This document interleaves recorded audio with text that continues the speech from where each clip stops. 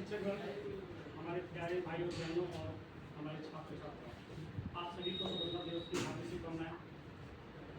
थोड़ा सा मैं आपको आपके अंदर एक ज्वाला भर दूं, जो भरा नहीं भावों से, जो भरा नहीं भावों से, जिसमें बहती रसधार नहीं, वो हृदय में एक पत्थर है जिसमें स्वदेश का प्यार नहीं। मैं आपसे ये कहना चाहूंगा कि जो हमारा देश था लगभग 200 सालों तक अंग्रेजों के गुलाम रहा, फिर उनके बेड़ियों में हम जकड़े रहे, वहां से हमें मुक्ति मिली, फिर हमारा देश क्या हुआ, आजाद हुआ। सैकड़ों स्वतंत्रता सेनानियों ने अपना बलिदान दिया, फिर जाकर हमारा क्या हुआ, देश आजाद हुआ। आज हम सब अपने तिरंगे के नीचे खड़े होकर उस आजादी का जश्न मना रहे हैं जिसके लिए हमारे भी स्वतंत्रता सेनानियों ने बहुत सारा चीज अपना त्याग दिया था। आज 15 अगस्त 1947 के दिन भारत ने अंग्रेजी हुकूमत की बेड़ियों को तोड़कर आजादी की सांस ली और हमारा देश को आजाद कराया, जिसमें बहुत सारे स्वतंत्रता सेनानियों को अपना सब कुछ दांव पे लगाना पड़ा और सारा हमारा क्या हुआ, मतलब बहुत सारे लोग अपने जान की बलि भी दे दिए। काफी मतलब संघर्ष करने के बाद हमारा देश क्या हुआ, आजाद हुआ और हम आज बहुत स्वतंत्र तरीके से घूम रहे हैं और हम पूरे तरीके से क्या है, फ्री है।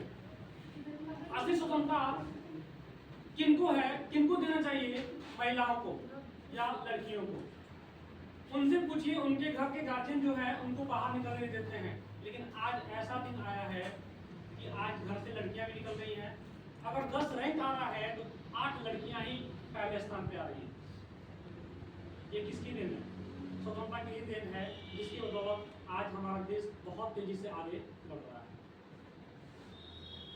स्वतंत्रता केवल अधिकार नहीं है, आपका कर्तव्य भी है और आपके प्रति वो निर्वहन भी होता है।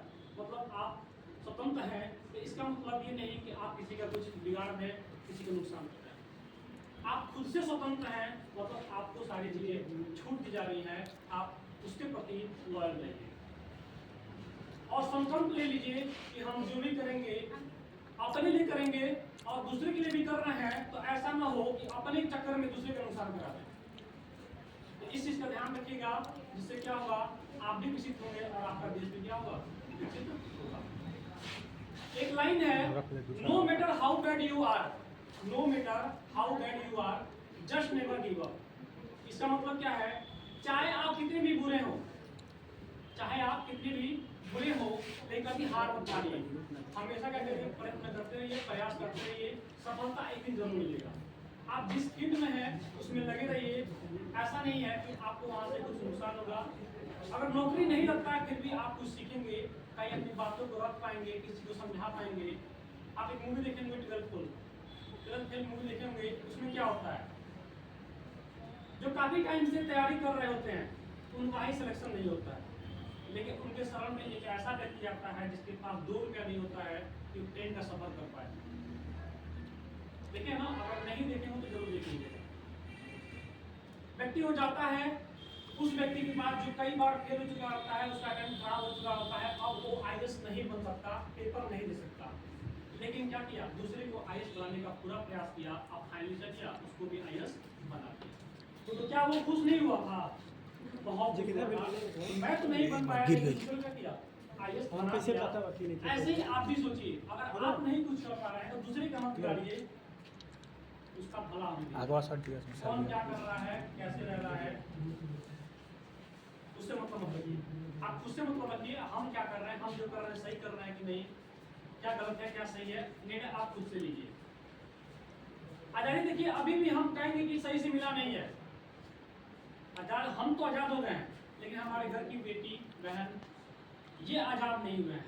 चलते रोड पे कमेंट करना, क्लास में कमेंट करना, इधर उधर की फालतू बात करना, आप सबको अपनी एक नजर से देखेंगे, बहन नजर से देखेंगे, तो देश क्यों नहीं विकसित होगा?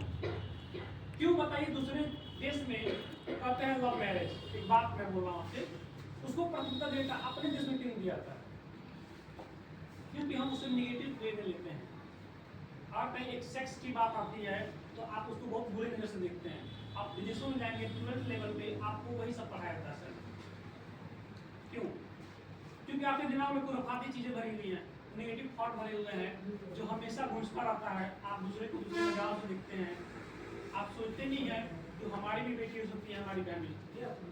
तो एक चीज जान लीजिए, जब तक आप उस चीज को आजाद नहीं करेंगे, अगर कोई लड़की आपके पास खड़ी है, अगर वो स्वतंत्र फील कर रही है, तभी देश आजाद है, अन्यथा देश आजाद नहीं। तो मैं सबसे कहूंगा, एक बार आप सभी लोग खड़े हो जाइए और अपने हाथ ट्राई करिए, और मैं जो बोलूंगा उसको दोहराइएगा। सब लोग अपने हाथ ट्राई करिए। मैं प्रण दिलवाना चाहता हूँ आप लोग से, बोलिए मेरे साथ में, आज 15 अगस्त के दिन मैं शपथ लेता हूँ किसी भी लड़की महिला को निगाहों से या बुरी निगाहों से गंदी निगाहों से या देखने का प्रयत्न नहीं करूंगा। इस बार यूपीपी की जो भर्ती आ रही है, यूपीएसआई की जो भर्ती आ रही है, एक सीट मेरा है, उसे मैं लेके रहूंगा। तो दिमाग में बैठा लीजिए, 5000 सीट आया है, तो ये मत सोचिए वो दूसरे के लिए, उसमें आपको बस एक सीट लेना है। अगर 4 कितना है, 4400 कुछ है, 4999 छोड़ दीजिए, आपका नहीं है, क्या दीजिए बस मेरा एक है, जिससे मुझे कैसे भी लेना है। आपके सामने आए थे अतिथि, मुख्य अतिथि गौरव शुक्ला जी, चौकी प्रभारी कुशीनगर। उन्होंने एक बात बताया, मैंने नोटिस किया, वो बात मैं भी बताता हमेशा करता हूँ, लेकिन फिर से बताना चाहूंगा। उन्होंने एक बात रखा, मैं क्या 4-5 दिन पहले आपसे एक बात नहीं किया था क्लास में कि आप हिंदी पे ज्यादा फोकस करिए, क्योंकि हिंदी 36 में अगर 35 कर रहे हैं ठीक है, 34 कर रहे हैं ठीक है, अगर 35 कर दिए तो आप बाहर है, हाइट से बाहर है। हिंदी में 36 में 36 करते हैं बच्चे, रीजनिंग में 40 होता है, 160 नंबर है ना, 40 क्वेश्चन है, 40 क्वेश्चन है, 160 नंबर का होता है।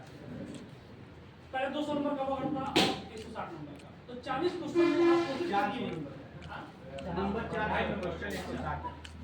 कम से कम 39 क्वेश्चन, 38 क्वेश्चन सही करिए।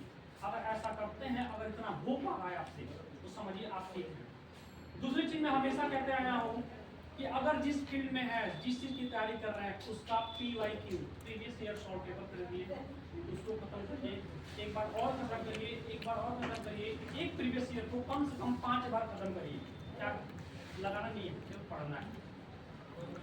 हर एग्जाम में प्रीवियस क्वेश्चन से आपको ये मिलेगा, कम से कम 4 से 5 क्वेश्चन ठीक से उसी में से आना है।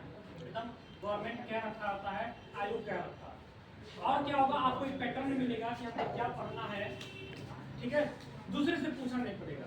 तीसरी चीज, आप सिलेबस अपने सामने रखिए ताकि आपको ढूंढना ना पड़े कि हमको पढ़ना क्या है। तो पहला काम आपका PYQ लगाइए, प्रैक्टिस से देते रहिए, सिलेबस को टारगेट रखिए कि हमको इतने टाइम में क्या करना है, खत्म कर लेना। जब इतना हो जाए, इतना हो पा रहा है तो ही तैयारी करिए, अन्यथा छोड़ दीजिए पढ़ाई, कोई मतलब नहीं है, आने जाने कोई मतलब नहीं है, ये मैं हमेशा करता हूँ।